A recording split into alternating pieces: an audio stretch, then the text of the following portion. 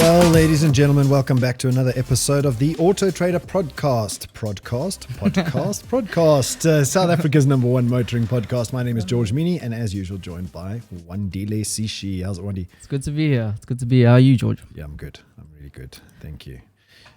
Today is the car sales episode. Yeah, it's been a long time coming. We haven't spoken about sales in a long time. Spoken about it. Podcast, talking. What's wrong with us today? Talking. Yeah, I don't even know if there's a word called talking. Anyway, the car sales episode. Which brands are on the top of the list globally from a car sales point of view? And which brands are on the top of the list locally from a car sales point of view? And how does this impact the used car shopper? So getting right into it. What makes and brands are on the top of this list? Yeah, I think there's a few things that will impact a brand ever becoming popular. Something has happened. I think there's a new #1 in the world, and that's been very evident because of, specifically in South Africa, because of a large portion of that being marketing and visibility. So I think for any brand, that's going to be one of the big differentiators in making sure that people even consider you. Well, I mean, I think we've come from a world where car retail was a push strategy. So what I mean by that is car manufacturers made a car, put it out into the market. Even if it wasn't great, it used to sell. If it was crap, it didn't. Yeah. If it was really great, it sold well.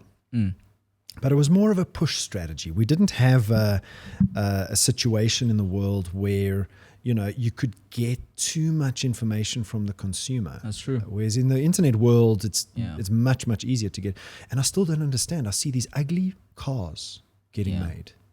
I'm not going to mention any, but it's almost like the designers over in Europe sit in some garage somewhere, not ever going out into the sunshine, and then they create these cars that are ugly as hell. Ugly, and sometimes not even like as useful as what they could be. And pricing now for me is my biggest issue with new cars. Is like everything's basically priced the same, but in terms of the value that you get, I'm not sure if it's the same. Well, I mean, look at the Haval Jolion. Yeah, right. That's like my favorite car to talk about now. I've been seeing more and more of them on the road. It is a good looking car. It's a brilliant looking car. It's a good looking car. Bash it for being Chinese and not American or European, but at the end of the day, they've made a bloody good car. I think they understand their markets. Let's go on the extreme case in South Africa where you have the GWM, the P series, the Bakkie. Same thing we're seeing there. I think the East rather is really understanding what consumers want. Yes. They don't just want a capable car, but they also want to feel like have some pride in their vehicle. Yes. And these are the sort of strides where we're seeing a lot of these companies becoming higher and higher on the list. I mean, I always say consumers like to look at pretty things. Yeah. Why do you think the iPhone is as beautiful as it is and it sells the way? Because it's beautiful to hold, touch, and interact with. Yeah. That's why part of the reason. Better. Experience, yes. So people like to look at pretty things. Why do we all go on bush holidays to look at? It's because it's beautiful. Yeah. Why do we like the ocean? It's beautiful. Yeah. So function over form, I think, has been where we came from. Definitely. Now the form is important. Because I think the function has kind of been standardized to a point where you need something really, really special for you to like. Everything's capable. Yeah. Everything's capable. Now it's about how it looks, feels, makes you feel. The entire experience of it. How it makes your friends feel. Yeah. Shouldn't be a reason you buy a car, but it's something that counts. Yeah. Exactly. For sure. So what makes these cars that we're about to talk about get to the top of the pack? And I think it's partly that. It's partly how they look. And because let's commoditize function for a second. I think in cars, function has been commoditized, Definitely. Especially when we start getting to electric vehicles. Such simple machines. I'm interested to see where that goes because every year there's a new EV manufacturer which is making some noise. I remember we spoke about the Rivian, and you're not so sure about them, but I think they're going to be potentially bigger than Tesla. Dare I say? Yeah, I don't know. Let's see. Tesla has to really stuff up for that to happen. Because it's not only about Rivian, it's also about Tesla. Yeah. Tesla has to stuff Of up course. in order for that to happen. Of course. And not because I'm a big Tesla fanboy, because at the moment I'm a Jaguar I-Pace fanboy, or anything electric vehicle fanboy, as a matter of fact.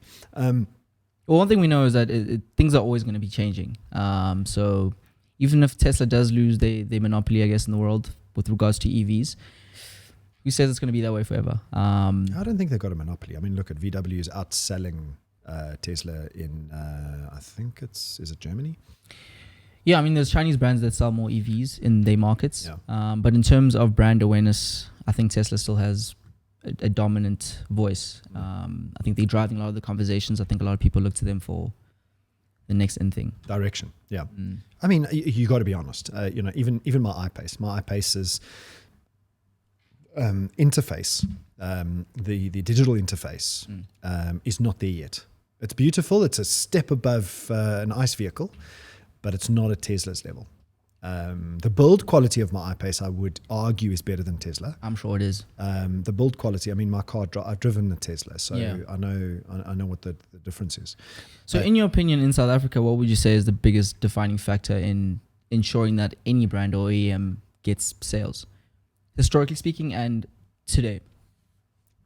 So I think there's two parts to that. There's two answers to that question. Too many brands, and Toyota has done this so well. Not the first part, the second part. Too many brands are too focused on retail and not enough on marketing. And there's a big difference. There's a big difference between retail and marketing. If you push retail all the time, you'll become wallpaper to the consumer. Because consumers are the first point of contact is research, right? They're not going to the dealership first, where the they're going to do online research, right? Yeah. And they're going to see your brand. They're going to see what it looks like, whether they resonate with it. So the car's function and form needs to be there. Yeah. It needs to look pretty. The designers need to really be in touch with what the consumer wants. Yeah. Okay. So let's put that as a standard. If you come out with an ugly car, there's no amount of marketing that's going to sell it. Yeah. So let's assume, in Toyota's case, for instance, that they've built, or even Haval's case, they've built a really good-looking car that the consumers want. Not good-looking to the designer, good-looking to the consumer. And it functions. It functions equally to most other cars.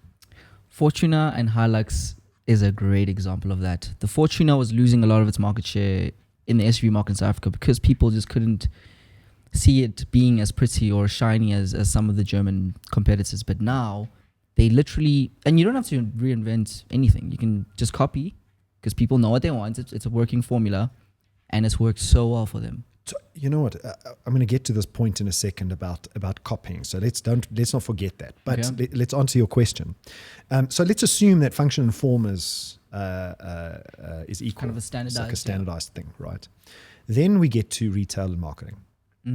Or should I say advertising and marketing? Now, advertising for me is advertising a product at a particular price. For me, that's advertising. Okay. Too many OEMs and dealers are pushing the retail too hard. But from a dealership point of view, do you not think that that's all they can do? Do you think there's you got to market your dealership as a brand. So let's talk about OEM for a second. Advertising the next special is a good idea. Yeah. But where's the marketing? Where's telling the consumer how that car is going to make them feel?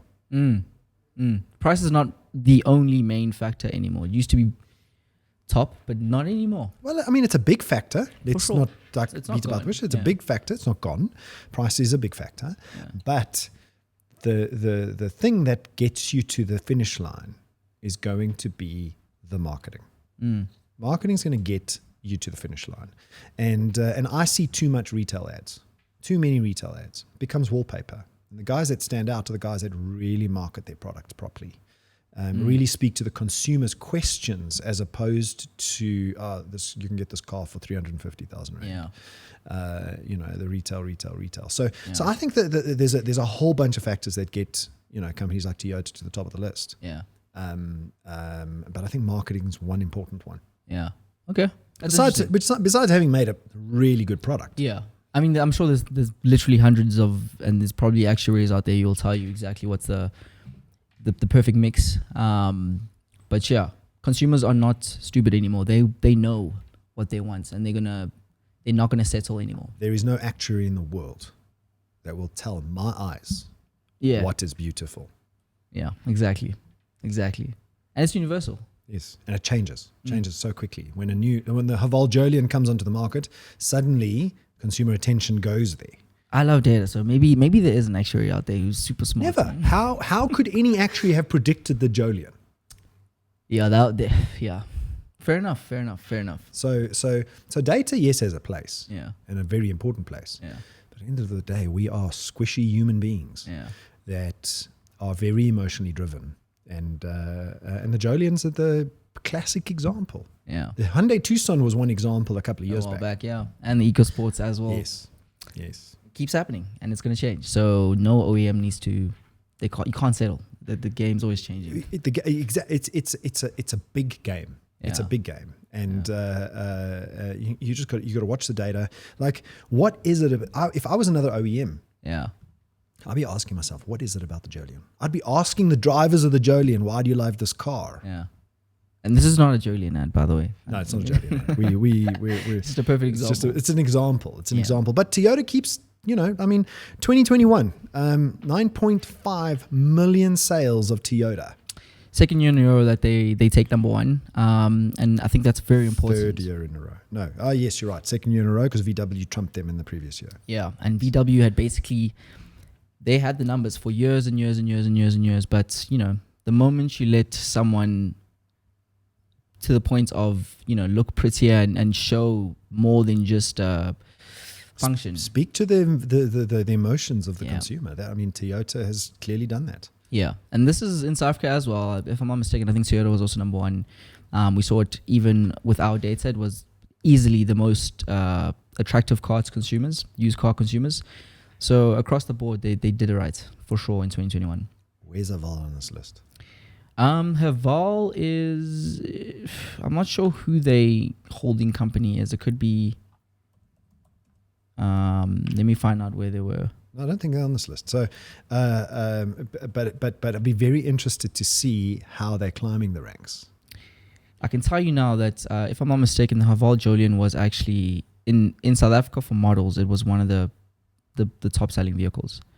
Let's see, P series is there, and Jolion. Well, the Jolion's 22nd in South Africa. 22nd. From nowhere. From absolutely nowhere. From absolutely nowhere. I mean, there's no other Haval on that list, right? No, GWM is the same family. But it's not. It's not the brand Haval. Correct. Yeah. Haval's its own brand. So Toyota tops the list. Has topped the list for the last 2 years, and then VW. VW was number one in 2019 with 10.9 million sales, but they seem to consistently be slipping. 2019, 10.9, almost 11 million sales. Then 9.3, which is a big slide, and then 8.9. Well, we have to be fair. I think every single brand except Toyota probably is the only one that's improved their numbers. Well, not really. Toyota came down 2019 to 20 and then improved 2020 to 2021. So, yeah. There are brands out there such as Hyundai's gone up year on year. Mazda went from 14 million, day 15, to 1. Wow. So it within 3 years, for context of how powerful the number one position is it can change literally within a year. Well, yeah, Mazda's a good car, but what happened? That's a massive slide. Car of the year, I think they were in 2020. And, still, because people aren't seeing that vehicle, people just aren't buying it. Doesn't matter how good the function is. People want to see and experience it and want to be in the vehicle before it gets to a position where it's combating some of these top brands. What's surprising for me is Ford. Is it? 5.3 million to 3.9. That's a big slide in 2 years. I don't know. Biggest drop was in 2020. Yeah.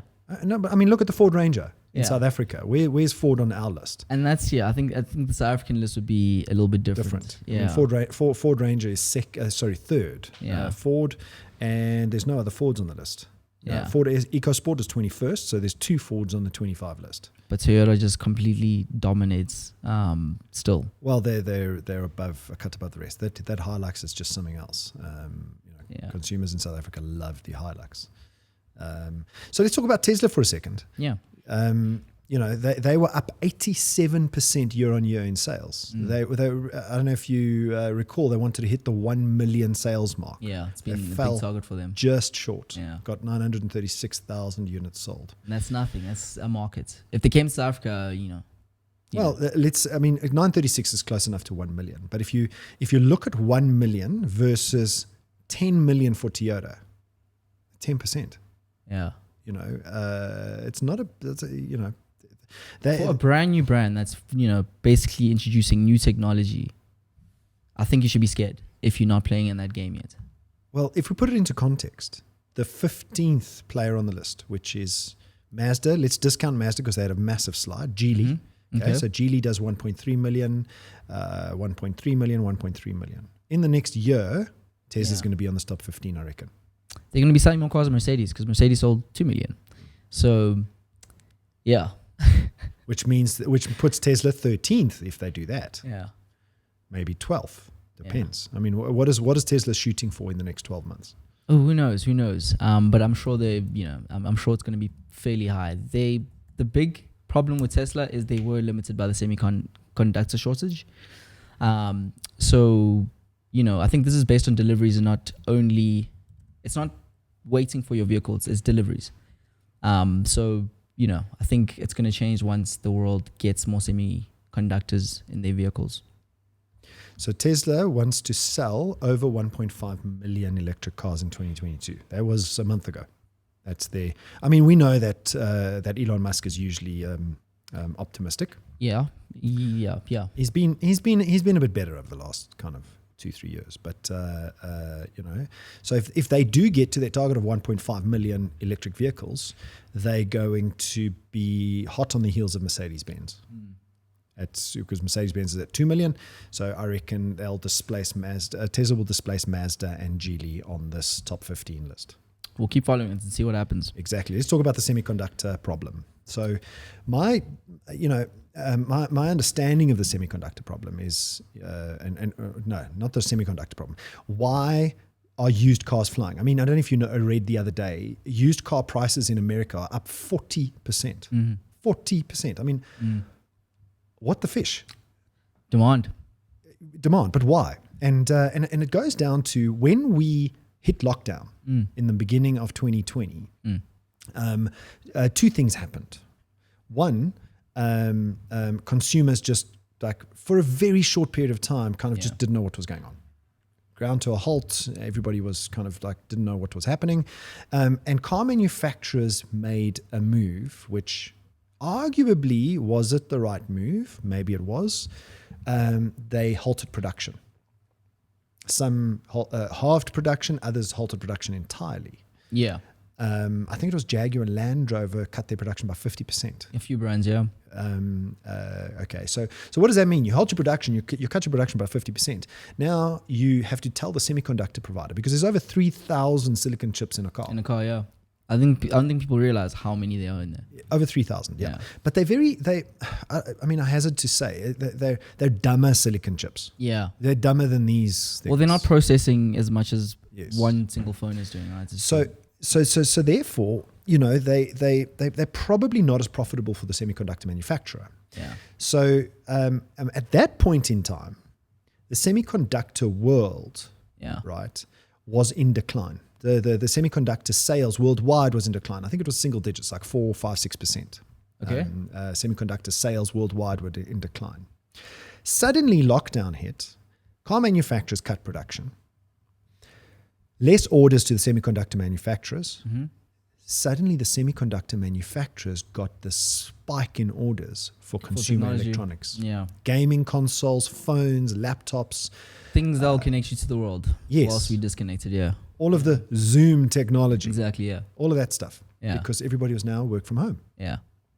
And then suddenly a decline in semiconductor demand turned into a high demand. So their growth was there. They were poised for growth. Different market though. Different market, yes. But still, they needed the capacity. Mm. So where did they get the capacity? Some of the capacity was they didn't have to make car chips. Yeah. Okay. So now the car manufacturers come back and say, hold on a second, we're seeing demand. Yeah. So we're going to bring our production back. Semiconductor companies saying, well, we don't have the capacity. You're at the back of the queue. But there are still cars in the market, which was the used cars. The used cars were still there. So now you got the consumer can't get his hands on a new car. Yeah. Right. There's financial pressures, which also created a bit of ruckus. But the semiconductor chip problem has been a massive problem for car manufacturers. So now there's not enough supply of new cars. Consumers turn to used. What happens to used car prices? It goes up. Because there's massive demand. Yeah. And we see the same thing happening in South Africa. Look, definitely. We've been monitoring that quite closely. It's stabilizing a little bit, but still, I think it's going to be I think they said end of 2022 we'll see some sort of this problem not happening. So it's going to be a long while before. I think that's the biggest impact for used car buyers is the price. Well, I mean, you got to I suppose agree. Price goes up to a certain level, consumers just won't buy them. They just will stop buying, and maybe by that time the new car world will start to come back, and we'll see that reset happen. I mean, we saw this in 2008. We didn't have the semiconductor problem in 2008, which had a financial crisis. Yeah. Just had a financial crisis. I mean, the aliens landed in 2020. It's just the aliens were from our planet. So when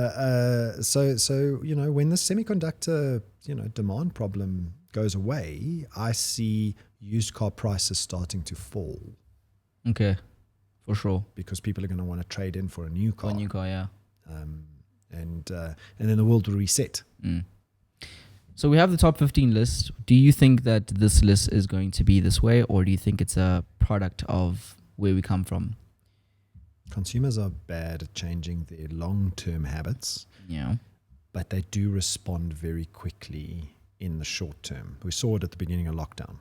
Yeah. Consumer behavior changes really quickly. But I just don't see Toyota being displaced soon. Okay. Or do you see something different? I think VW is going to, once they position back, I think they're going to be fairly aggressive. How though? It takes so long to make a car. I mean, unless the ID4 and the ID5 come here. Yeah, I was going to say the EV strategy is a little bit more aggressive than Toyota's is, specifically in the African markets. If that's the case, if we sort out this import tax problem, okay, as a country, if we start incentivizing EVs and we start making them here, then I'd say VW's got a shot. If we don't, Toyota's gonna run away with it because of the hybrids.